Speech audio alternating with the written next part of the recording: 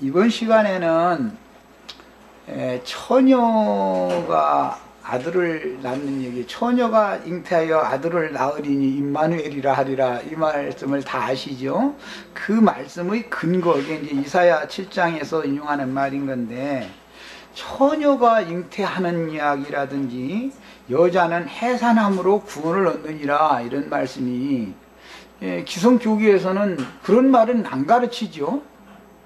그냥 믿음으로 구원받는다라는 것은 가르치는데, 여자는 해산을 함으로 구원을 받는다라는 말은 안 가르치죠. 그래서 이제 그런 걸 툭 질문을 목사한테 질문하면 목사라는 사람이 뻥해가지고 이제 막 정신이 하나도 없는 거예요. 그러니까 백지가 돼가지고 예기치 않은 질문을 딱 받으면, 당신들은 말이야 날마다 왜 그냥 믿음으로만, 오직 믿음으로만 구원받는다고 그냥. 난 내가 성경 보니까 그렇게 안 돼 있던데. 여자가 해산함으로 구원받는다고도 돼 있던데. 성경을 당신이 막 새로 쓰는 사람이요, 왜 이렇게 억지를 써? 막 오직 믿음으로라고는 하지 마. 그러니까 막 이렇게 말하면 막 정신이 하나도 없는 거예요. 모든 성경을 다 믿어야 되지 말이에요. 당신 믿고 싶은 것만 믿고, 어떤 구절은 성경 아니고 당신이 말하는 것만 성경 구절이나, 이렇게 물어보면 정신이 하나도 없어요.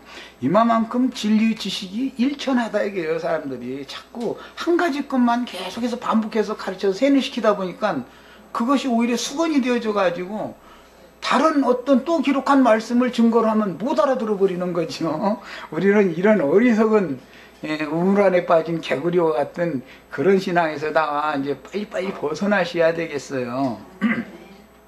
사도행전 우선 15장 9절 읽겠습니다. 왜냐하면 이 처녀가 잉태하여 아들을 낳는 이 비밀을 모르면 아브라함의 아내인 사라가 된 다음에 경수가 끊어진 후에 하나님이 약속의 자녀, 약속의 신 아들을 주는 말씀을 설명을 해나갈 수가 없기 때문에, 성경이 말하는 처녀라는 말이 무슨 뜻인가, 처녀 시온, 처녀가 아들을 낳는다, 이런 게 무슨 뜻인가를 기본적으로 아는 지식이 있어야 되기 때문에 할 수 없이 이거 조금 더 하는 거예요. 사도행전 15장 9절 읽습니다. 다 찾으셨죠? 자, 15장 9절. 믿음으로, 이렇게 돼 있죠? 믿음으로 그들의 마음을 깨끗이 하사, 그랬어요. 성경에서 말씀의 씨를 심는 것은 마음이죠. 마태복음 13장에 보면 천국농사하는 비유의 말씀하실 때 땅은 사람의 마음이다 라고 스스로 설명이 되어 있죠. 씨는 하나님의 말씀이요, 말씀을 심는 땅은 사람의 마음이다 라고 되어 있죠. 마태복음 13장에 스스로 성경의 해석을 우리는 그대로 따르는 거예요. 이것은 영적 해석인 거예요. 육신적인 사람의 씨는 뭐 성경에서는 이건 사람의 씨라고 하지 않고 짐승의 씨인데, 사실은 어쨌든 이제 인간 세상에서 볼 때 사람의 씨는 사람의 태에 심는 거죠.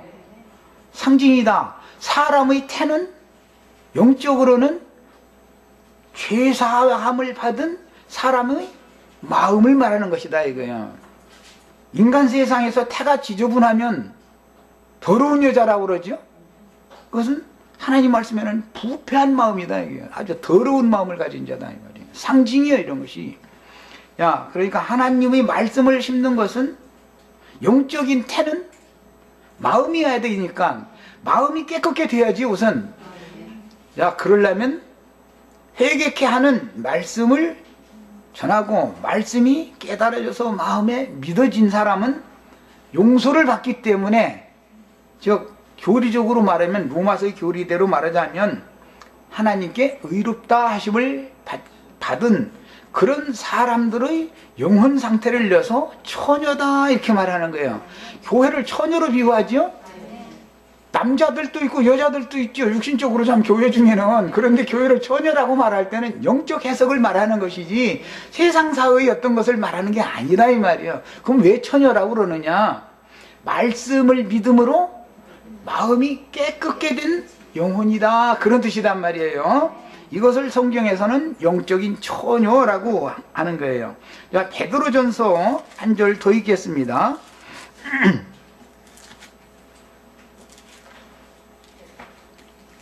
베드로전서 1장 21절 22절 읽겠습니다. 베드로전서 1장 22절 너희가 진리를 순종함으로 너희 영혼을 깨끗하게 하여 그랬어요. 진리의 말씀이 순종한다라는 것은 받아들인다 이제 이 말인데, 이렇게 되면 진리의 말씀이 하는 일은 뭐죠? 사람의 영혼을 깨끗하게 하는 거예요. 이렇게 말씀이 믿어져 가지고 영혼이 깨끗게 되어진 사람을 하나님께서 너는 의인이다 라고도 이제 다른 편에서는 교리적으로 그렇게 말하고, 구약적인 표현으로는 잿물로 씻어냈다, 뭐 표백하였다, 이제 이런 표현들을 많이 하는데, 그것은 사람의 무슨 살갗이 검은 사람을 갖다 표백한다 해서 휘어질 수는 없는 거죠.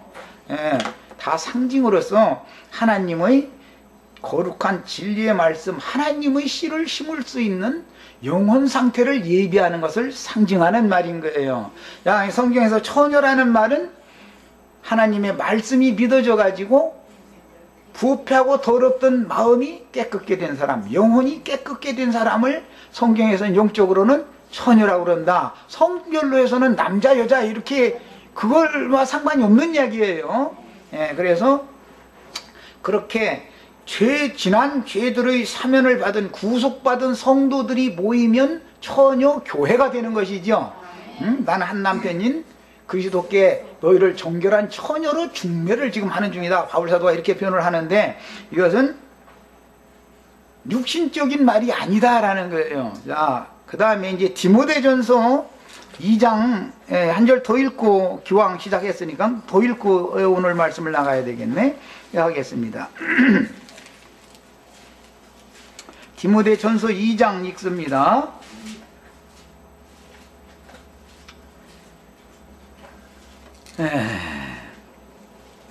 15절 읽겠습니다.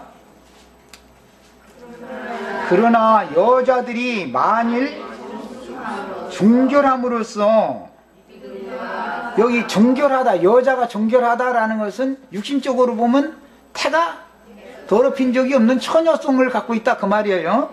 그러니까 이것은 영혼이 깨끗게 된 상태를 말하는 거예요. 성경에서는 여자들이라는 건 믿는 신자들을, 성도들을 말하는 거예요. 정결함으로써 믿음과 사랑과 거룩함에 거하면 그의 해산함으로 구원을 얻으리라 그랬어요. 자, 여자가 이제 해산을 해야 구원을 얻는다는 거죠. 그러면 사라는 아브라함의 처가 되었어도 잉태하지 못하고 해산하지 못했을 때는 아직 구원받은 상태가 아니다 그 말이에요. 약속에 따라서 때가 찼을 때, 경수가 때가 찼을 때라는 것은 경수가 끊어진 다음에를 말하는 거예요. 이것은 육적 자아가 죽었다, 경수가 끊어졌다는 것은 사람의 생명은 끝났다 그 말이죠. 경수 끊어진 여자는 해산을 절대 할 수 없는 거니까 상징이에요.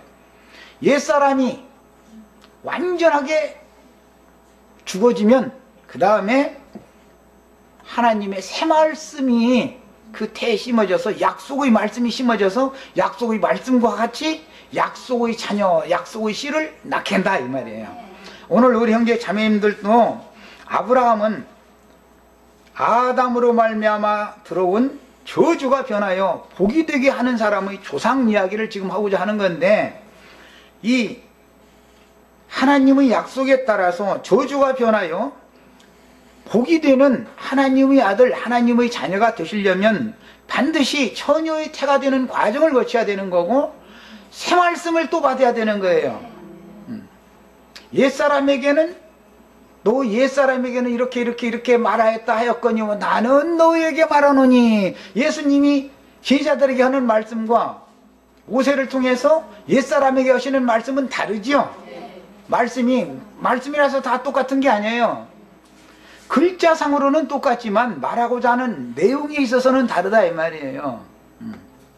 그래서 예수님이 주시는 말씀은 그리스도 율법이라고 그래요. 모세를 통해서 주신 말씀은 모세의 율법이라고 그러죠. 유대인의 율법이라고 그러죠. 바울 사도가 말하기를 나는 유대인의 율법을 지키는 사람이 아니라 그리스도 율법을 지키는 사람이다 이렇게 말하죠. 그게 고린도전서에 나오는 말이에요.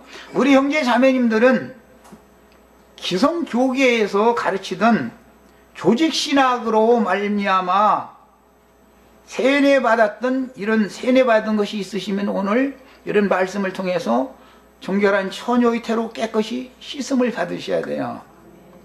그래서 영과 생명의 말씀을 새 말씀을 받아들이셔야만 되는 거예요. 반드시 이렇게 하셔야 돼요. 이 과정을 반드시 거치셔야 됩니다. 형제 자매님들에게 처녀가 잉태하고 해산하고 뭐 여자가 해산함으로 구원을 얻고 이런 얘기가 모두 다 남 얘기가 아니고 지나가던 어떤 뭐 이쁜 처녀가 어떻게 시집당 갔는데 뭐 애 낳고 이런 얘기를 하는 게 우스꽝스러운 얘기를 하는 게 아니다. 성경이라는 것은 내 자신이 그리스도의 생명으로 다시 낳는 것을 말하는 거다 이 말이에요. 나의 옛사람은 끝나고 새 사람으로 위로부터 다시 나야 된다라는 걸 지금부터 말하고자 하는 거예요. 이 사람이 저주는 끝났고 이제 옛사람 겉사람이라는 건 저주받은 사람이고 이건 끝났고 위로부터는 복의 사람 새 사람으로 다시 낳는 이야기를 하고자 하는 거예요. 이것이 이제 창세기 11장에서 12장으로 넘어가는 다리를 놓는 이야기를 내가 지금 반복한 겁니다. 창세기 둘째 단락은 창세기 11장 1절에서 50장 26절까지 창세기 지금부터 끝까지 12장 1절에서 창세기 50장 26절 창세기 끝까지 계속 나오는 말씀인데 창세기는 크게 세 단락으로 되어 있죠. 창세기 1장 1절과 2절이 한 단락이고 창세기 1장 3절부터 11장 32절까지가 크게 또 한 단락이고 창세기 12장 1절부터 창세기 50장 26절까지가 또 크게 한 단락이에요. 이렇게 세 단락으로 구성이 되어 있어요. 이 긴 기술에서는 많은 진리들이 제시되는데 그 중에서도 아브라함, 이삭, 야곱은 뒤에 이스라엘이 되죠. 야곱은 발꿈치를 잡은 사람이라는 뜻이고 이스라엘이라는 말은 하나님의 왕자, 신의 아들 그런 뜻이에요. 우리가 다 지금 하나님의 아들 되는 이야기를 하고 있는 중이에요. 다 이스라엘이 되셔야 되겠어요. 그 야곱, 이스라엘과 요셉을 포함하는 이스라엘의 12아들들의 생애에 관한 일반적인 서술 형식인 하나님의 말씀을 통해서 하나님께서 계획하신 그리스도의 형상과 모양으로 만들어져서 신국을 상속받을 후사들의 구속과 구원 과정에 대하여 지금부터 기록해 나가는 것입니다. 아브라함의 부르심으로 시작되는 창세기 12장 이후의 기록은 부르심받은 하나님의 백성들을 다루시는 하나님의 주권과 섭리적인 구원 과정이 지금부터 전개가 되는데 부르심받아 주님께로 나아가고 주님의 주권적인 인도하심에 따라 사람이 어떻게 하나님의 씨로 나아지도록 예비되어지며 즉 정결한 처녀가 되며 말이에요. 즉 경수가 끊어진 여자가 되며 이 말이에요. 하나님의 인으로 하나님의 인이라는 건 하나님의 도장이라는 말인데 새겨넣는다, 인친다 뭐 이런 말을 많이 하지만 신약성경에서는 성령으로 인침을 받는다 이렇게 표현하죠. 이름을 새긴다 그래요. 신의 이름이 즉 신의 성품과 인격이 이름이라는 건 그 사람의 인격을 말하는 거죠. 그 사람 자신이죠. 하나님의 이름이 예수님의 이름이 형제 자매님들의 영혼 속에 새겨지는 거예요. 그래야만 신의 형상과 모양으로 재창조가 될 수 있다 이 말이에요. 그래야만 새로운 피조물이 되는 거예요. 자, 그래서 창세기 1장에서부터 신께서는 당신 자신의 형상과 모양으로 만들어진 사람에게 모든 생물을 다스리며 땅을 정복하게 하고자 하는 그런 계획을 계시를 해놨는데, 이 뜻을 하나님은 인류의 역사, 아담 세계의 역사를 통해서 반드시 이 일을 이루는데, 옛 창조의 천지 만물을 말씀으로 창조하셨던 것처럼 새로운 피조 세계와 새로운 피조 세계에 들어갈 새 사람들도 다 말씀으로 하는 것이다. 그러니까 옛 창조, 옛 사람에게는 옛 창조의 말씀을 줄 수밖에 없는 거고, 새 사람에게는 새 창조에 관한 말씀을 당연히 줄 수밖에 없기 때문에 새 말씀을 또 받아야 된다라는 것이 성경 이야기다. 그래서 예수님이 이런 걸 이제 비유로 말씀하실 때는 옛사람의 낡은 옷을 새 천으로 기워서 입지 말아라라든지, 낡은 가죽 푸대에다가 새 포도주를 담지 말라라든지 이렇게 상징하는 거예요. 두 가지를 섞으면 안 된다 이거예요. 구약 말씀과 의문, 육체에 상관된 계명의 율법 말씀과 살리는, 영을 살리는 영과 생명의 말씀을 섞으면 안 된다 이거예요. 그러면 진리의 말씀이 혼잡되기 때문에 사람의 영혼의 태가 더럽혀져 버린다 이거예요.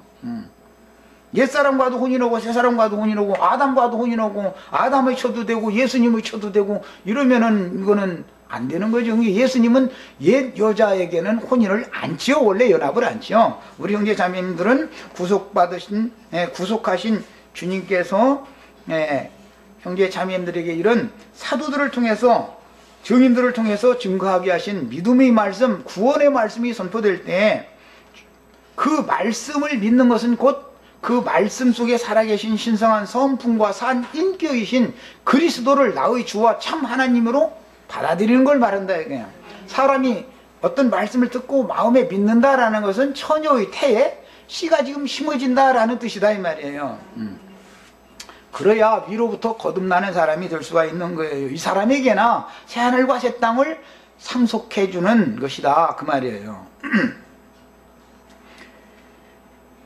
그래서 하나님의 구속사가 지금부터는 좀 더 이제 구체화되는 거죠. 창세기 1장 1절에서 11장 32절까지도 다 구속사를 말한 것이지만 이것은 너무 요약되어졌고 압축되어진 이야기이기 때문에 감춘 말씀들이 너무 무궁무진하기 때문에 사람들이 읽어도 이해하기가 어렵게 돼 있어요. 그러나 12장 이후에는 좀 더 풀어서 이렇게 계시를 더 열어놔주기 때문에 사람들이 읽으면 하나님의 형상과 모양으로 새로 창조된다, 새로운 피조물이 되어져서 새하늘과 새 땅의 영원한 기업을 나의 유업으로 상속받는다, 즉 예수 그리스도를 나의 기업으로 상속받는다 라는 말이 무슨 뜻인가 라는 것을 이해하기가 조금 더 훨씬 더 쉽게 돼 있죠. 많은 설명이 돼 있으니까.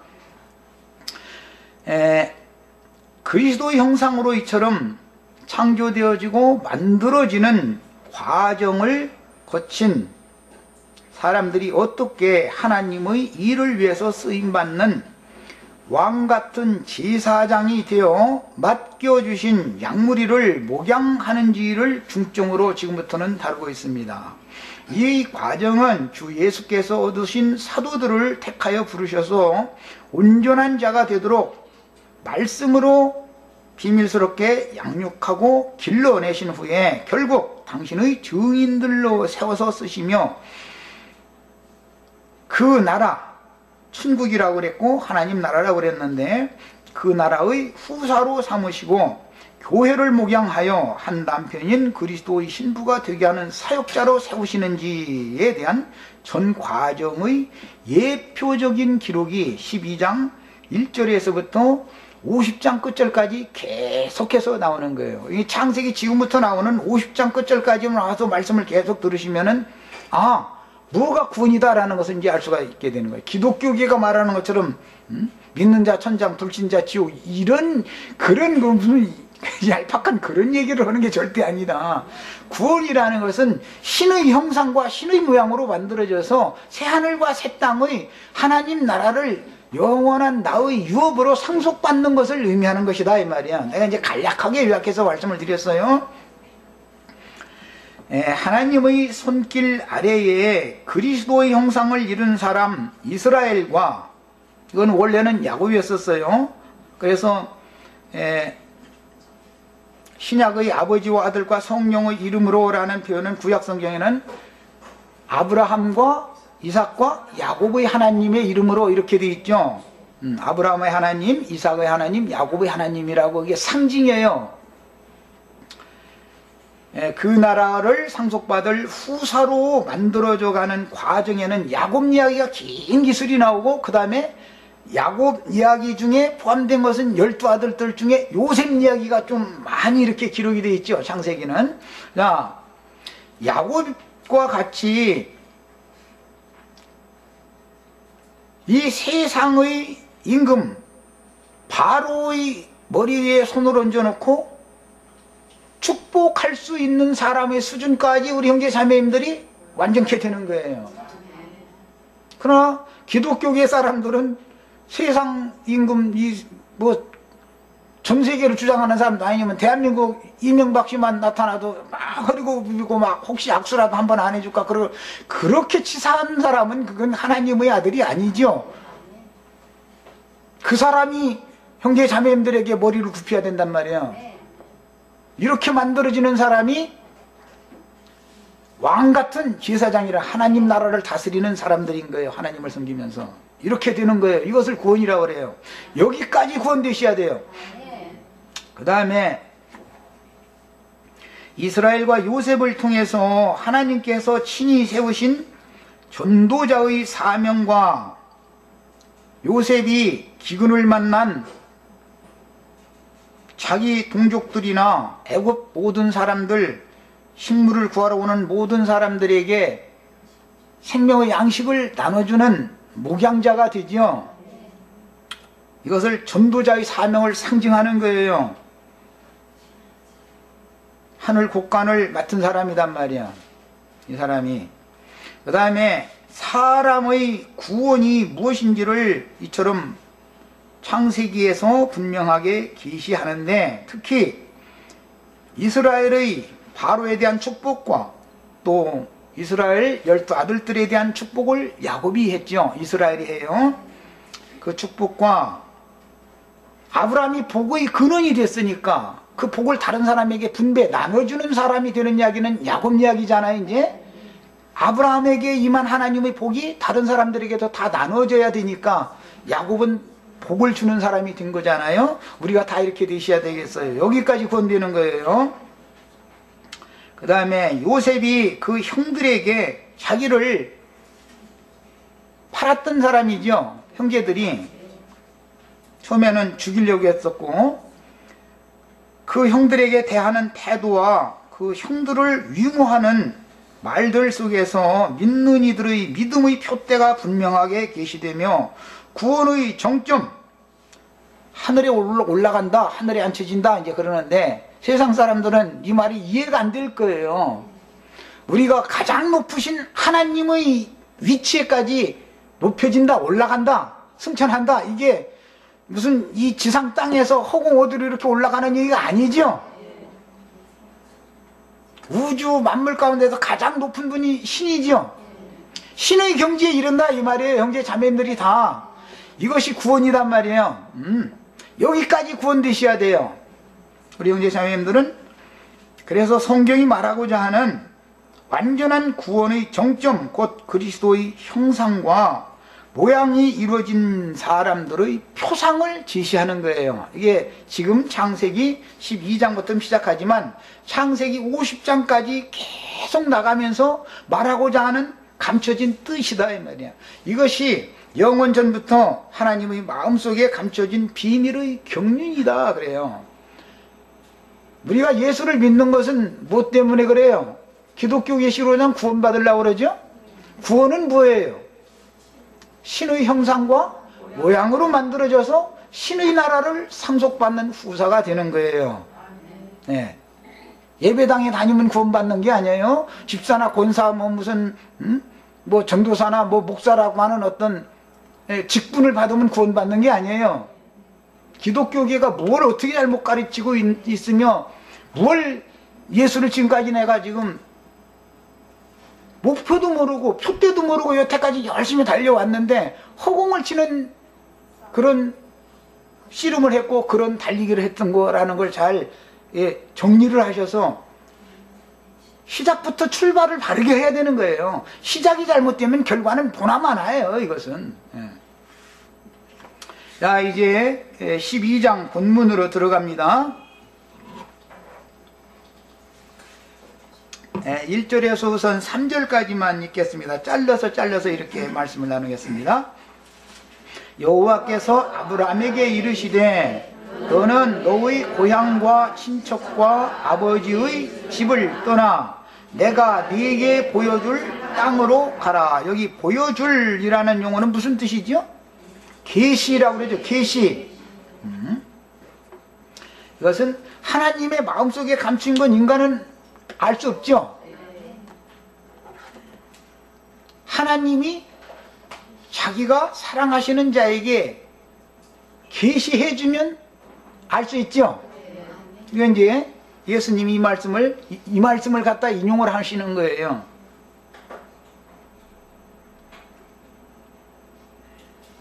그 아들이, 말씀의 아들이 원하는 자에게 계시하여 주지 않으면 아버지가 누군지 알 자가 없다.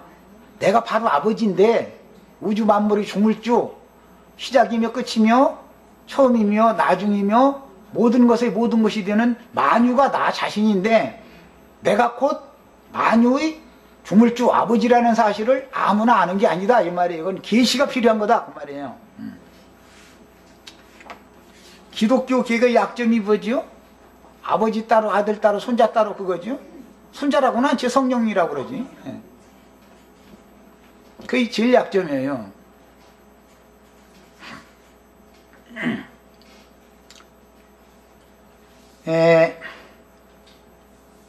보여줄 땅이라고 하는 것은 그 약속의 땅에 대한 이상을 봐야 된다 그 말이죠.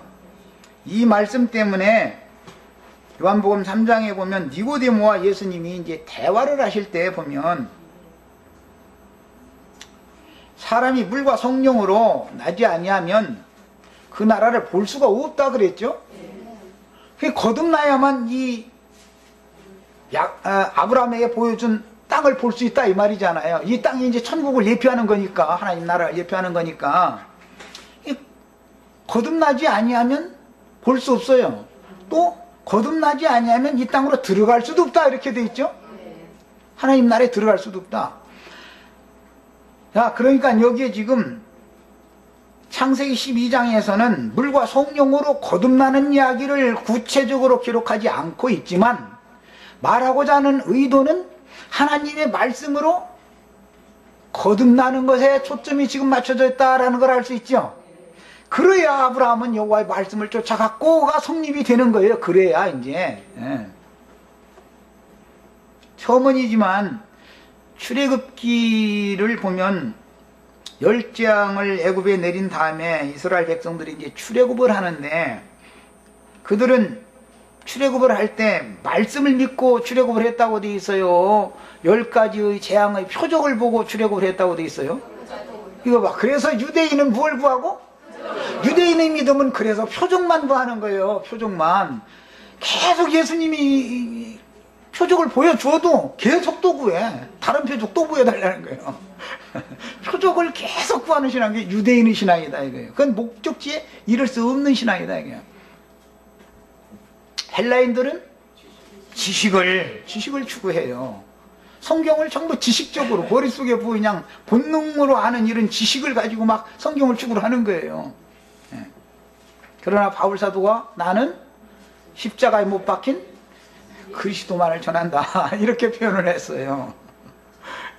성경이 말하는 의도를 잘 아셔야 되겠습니다.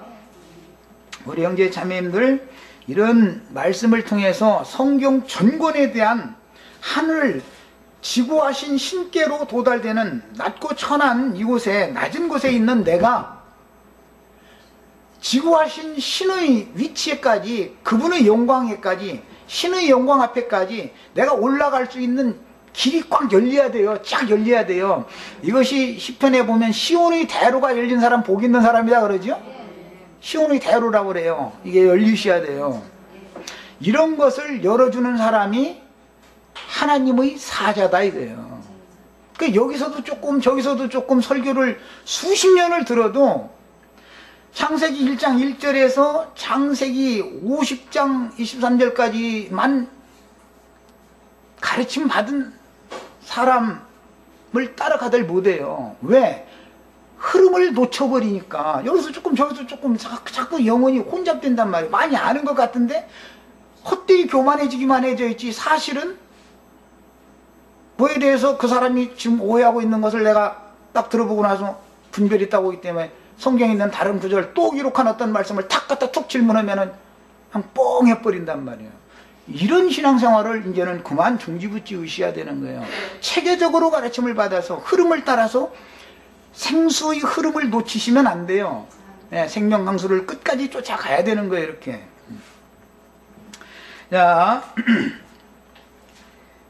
다시 읽습니다. 여호와께서 아브라함에게 이르시되 너는 너희 본토 친척 아비집을 떠나 내가 네게 지시하는 땅으로 가라. 이 땅으로라는 것은 천국을 상징하는 것이죠. 가나안 땅이라는 것은 하나님 나라를 상징하는 거예요. 그러나 이제 율법 백성들에게는 땅을 유업으로 주시는 말씀을 주시지만 신약 백성들에게는 하늘에 간직한 기업을 상속해 주는 것이죠. 그 구절은 어디에 있어요? 빨리 자신 있는 분 찾아서 읽어봐. 큰 소리로 읽어봐. 베드로후서 하늘에 간직한 기업. 하늘에 간직한 기업이라는 말이 어디에 나와요? 이만큼 성경들을 안 읽는다는 거예요. 기본적으로 성경을 몰라. 뭐 내가 어떤 것을 그냥 질문을 툭 하면 탁 나와야 되는 거예요. 이것이. 아이 뭐 형제님은 그걸 생각하고 있었으니까 그렇지 또 이러시지 말고, 난 지금 이거 생각하고 있었던 것도 아니에요 사실은. 그런데 땅의 기업과 하늘의 기업을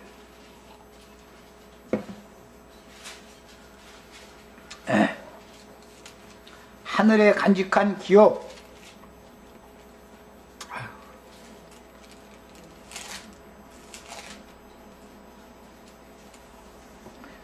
내가 못 찾으니까 에?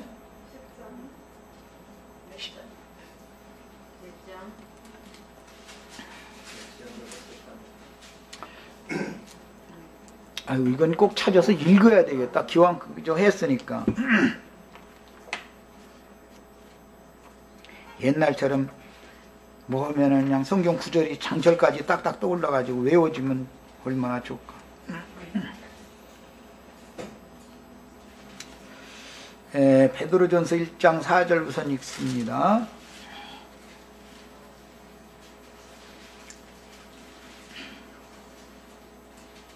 썩지 않고 더럽지 않고 쇠하지 아니하는 유업이라고 그랬는데, 이제 기업을 있게 하시나니 곧 너희를 위하여 하늘에 간직한 것이라. 우리를 위하여 간직한 기업은 가나안 땅이 아니고 하늘에 간직된 기업이에요. 그래서 이 성경이 표현하는 말을 이제 이해시키려고 내가 이제 이걸 읽자고 그랬던 거예요. 만약에 물질적인 땅의 기업을 받으면 그거 영원한 기업이 아니죠. 그 땅에서 다시 이스라엘 백성들은 쫓겨나기도 하고 그 땅에 적이 들어와서 침략받기도 하고 그렇게 하잖아요. 그건 완전한 기업이 아니잖아요. 땅의 기업은 쇠하지 아니하고 영원한 기업이 아니죠. 하늘에 간직한 것은 마귀가 뺏어갈 수가 없죠. 형제 자매님들의 영혼 속에 신께로부터 주시는 그 기업인데, 그 기업이 예수 그리스도를 말한다라는 거 아까 첫 시간에 말씀드렸어요. 우리의 기업은 누구예요? 뭐예요? 예수는 나의 기업이 되는 거죠. 예수님이 나의 기업이 돼야 되는 거예요. 예수님의 기업은 내가 돼. 우리 형제 자매님들은 예수님의 기업이 되는 것이죠. 남편과 아내는 서로 기업이죠. 이 이제 상징들이에요. 성경의 표현을 우선 이해를 하시라고 이 말씀을 드렸어요. 자, 창세기 12장으로 다시 돌아갑니다.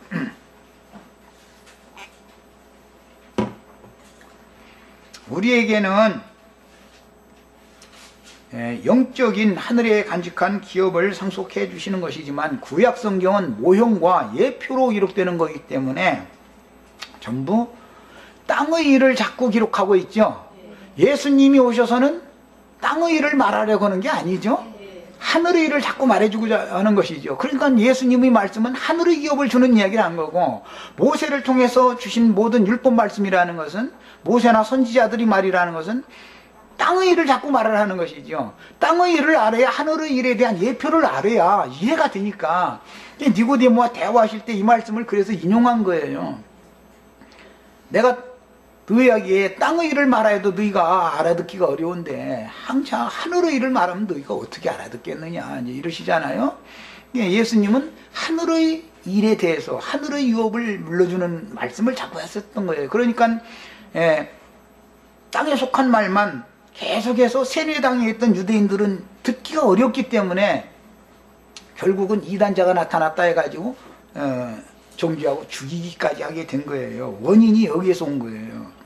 자, 그래서 내가 이제 땅을 준다라고 말하는 것을, 이것은 예표다.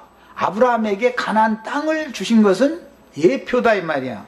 실제로는 예수 그리스도를 통해서 믿는 성도들에게 하늘에 간직한 기업을 주고자 하는 것에 대한 모형이다 말이에요. 구약 성경은 전부 모형이니까 이걸 이해를 하시고 들어가는 거예요. 야, 그리고 너는 내가 네게 복을 주어 네 이름을 창대하게 하리니 너는 복의 근원이 될지라 그랬는데, 저주의 근원은 뭐 아담인 건 다 아시니까 말할 필요도 없지만 복의 근원은 하나님 자신이죠. 예수님이 복의 근원이죠. 그러니까 아브라함은 하나님 복의 근원이신 하나님 아버지에 대한 예표의 사람이다 이 말이에요. 모형적인 사람이다 이 말이에요. 유대인들은 신앙 안에서 아브라함을 아버지라고 부르죠. 부자와 나사로 이야기에서도 보면 그 부자가 불꽃 가운데에서 아브라함을 부를 때 아버지 아브라함이요 이렇게 말하죠. 유대인들의 신앙이에요. 그것이 아브라함은 하나님 아버지를 예표하는 인물이다 이 말이에요. 그러면 당연히 이삭은 하나님의 아들 예수를 예표하는 거예요. 성령은 야곱으로 상징이 되는 거예요. 구약 성경을 볼 때는 이런 모형, 예표를 우선 알아야 신약 성경이 말하는 바를 알 수 있는 거예요. 자, 그런데 구약 성경에서는 복도, 기업이 땅의 기업이니까 복도 땅에서 복받는 이야기겠죠. 당연히 땅에서 복받는 이야기예요. 땅의 복을 받는 이야기예요. 구약 성경은. 그러나 신약 성경은 갈라디아서에서 설명을 하기를 아브라함의 복이 이방인에게 미치게 하고 무슨 복을 받게 하려 하심이라? 성령의 복을 받게 하려 하심이라 이렇게 되어 있죠. 아브라함의 복이 유대인에게만 이르는 게 아니고 이방인들에게도 미치게 하셨는데, 아브라함의 복이라는 것은 무슨 복이라고요? 성령의 복이다 이 말이에요. 성령을 받으면 복 받은 거예요. 성령은 모든 것을 이루는 유일한 참 하나님 자신의 신이기 때문에 그 신이 나의 영과 연합되어지면 주와 합하면 무슨 영이 되는 거예요? 한 영이 되는 거예요. 이렇게 되는 복을 받는 것이 아브라함에게 약속한 복인 거예요, 실제로는. 그런데 이런 이해가 없다 보면 땅에서 회사가 잘 되고 뭐 건강하고 뭐 다 좋습니다. 좋지만 그거에 모든 것을 맞추면 율법에서 아직 벗어나지 못한 사람이다 말이에요. 아직 율법신앙에서 떠나지 못한 사람이 육신에 있는 사람이요. 육신에 있는 사람이란 말이에요. 이 사람은. 우리는 모두 영에 있는 사람이 되셔야 되겠어요. 하나님의 성령이 우리 안에 계시면 우리는 그리스도의 사람이 될 수가 있죠. 그리스도의 영이 계시면, 영에 있는 사람은, 그리스도의 영과 함께하는 사람은 그리스도의 사람이 되는 것이고, 그리스도의 영이 그 안에 함께 있지 않으면 그리스도의 사람이 아니다 이거예요. 그래서 신약 성경에서는 너희 자신이 정말로 진실한 믿음 안에 있는지 너희 자신의 신앙을 잘 검증해봐라. 예수 그리스도께서 너희 안에 계시지 않으면 너희는 버림받은 자다 그래요. 그런데도 예수님은 지금 아직 안 왔다고, 어느 날 올 거라고 계속 이러고 있는 거예요. 여기 세뇌당해가지고. 그건 뭐예요? 마귀가 많은 사람들을 거짓 하나님의 말씀을 거짓으로 가르쳐서 온천하를 다 지금 속이고 있는 거다 이거예요. 구원받은 자녀를 나타나지 못하게 하려고 이러는 거예요.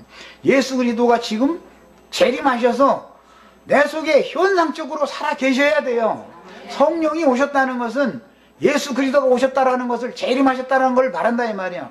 육신으로 오셨던 예수가 온다라는 말이 아니고 영으로 오셨단 말이에요. 영으로. 이것이 꼭 믿어지셔야 돼요. 이것이 안 믿어지면 예수 그리스도가 현상적으로, 현재적으로 나의 주와 그리스도로, 나의 하나님으로, 나의 심령과 나의 마음에 살아계시지 않은 사람은 그리스도의 사람이 아닌 거다 이 말이에요.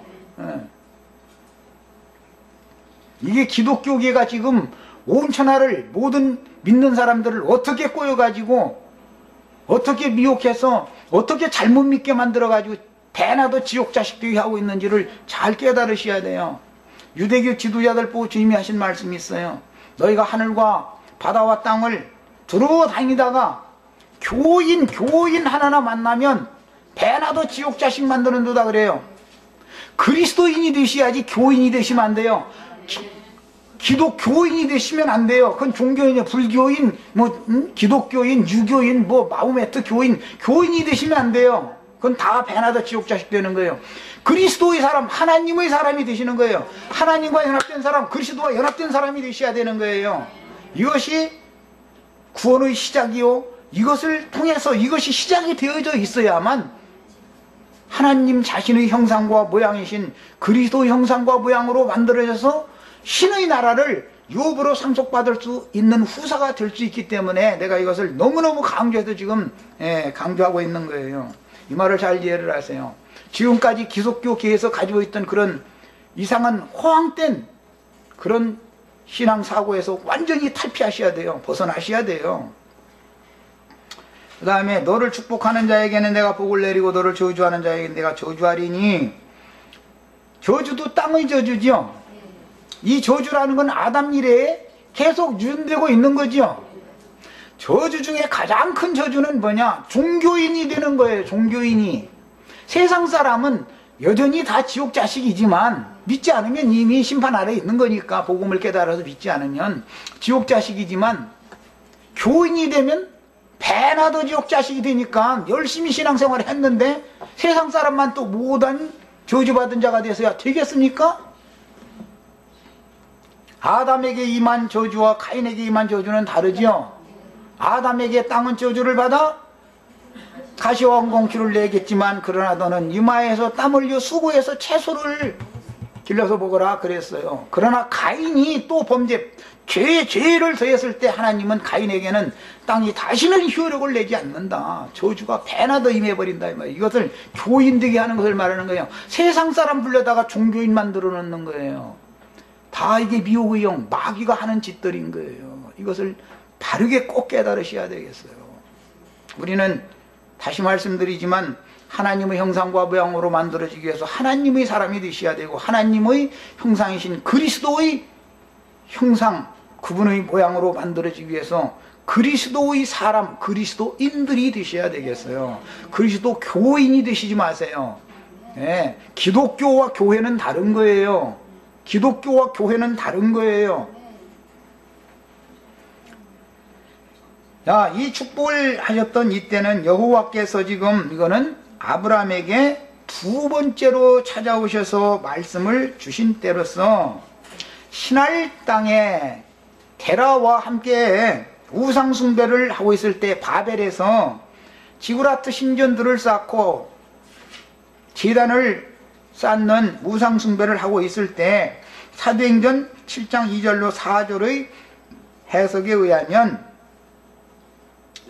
시날 땅에서 아브라함에게 영광의 하나님이 보이셨다 그랬죠.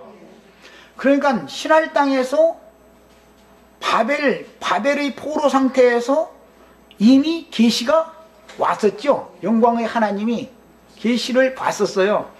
그런데 아버지가 모든 것을 주장하니까 떠나들 못하고 있었던 거예요. 그런데 데라가 아들 하란이 죽으니까 세상 말로 정내미가 이제 그 땅은 아니 내 맏자식 잡아먹은 땅 이제는 이건 쳐다보고 싶다. 그래서 갈 데가 어디 있어요? 자기 본향으로 가야 되잖아요. 그래서 하란 땅으로 다시 돌아갔던 거예요. 그런데 아버지가 안 돌아가셨기 때문에 하란성에서 아브라함이 나올 수가 없었던 거예요. 그랬다 아버지가 돌아가시고 나니까 아브라함이 말씀을 따라서 나는 말씀 쫓아가겠다 하니까 롯은 하란성의 성주가 될 수 있음에도 불구하고 삼촌 따라서 그럼 나도 갈래요. 그러고 그냥 따라 나왔다. 이제 여기까지 일단 말씀 나누고 오후 시간에 여기에 대한 말씀을 이어서 하도록 하겠습니다. 자, 두 번째 시간 마칩니다.